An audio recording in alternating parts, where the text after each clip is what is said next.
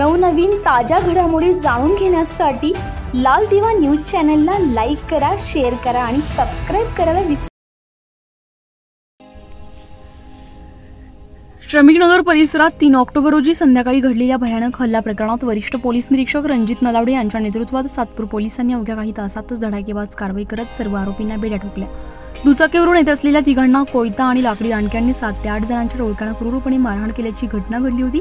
या हल्ल्यामध्ये अतुल खरे नावाचा युवक गंभीर जखमी झाला होता। घटनेची माहिती मिळताच वरिष्ठ पोलीस निरीक्षक नलावडे यांनी तातडीने घटनास्थळी धाव घेतली आणि तपासाची सूत्रे हाती घेतली। त्यांच्या मार्गदर्शनाखाली पोलिसांनी अवघ्या काही तासातच सर्व आरोपींना शिताफीनं ताब्यात घेण्यात यश मिळवलंय। आज गुन्हेगारांना घटनास्थळी नेऊन पोलिसांनी त्यांची धिंड काढली। वरिष्ठ पोलीस निरीक्षक नलवाडे आणि त्यांच्या टीमच्या या धडाकेबाज कारवाईने परिसरातील नागरिकांमध्ये सुरक्षिततेची भावना निर्माण झाली असून सातपूर पोलिसांच्या कामगिरीचं कौतुक होत आहे।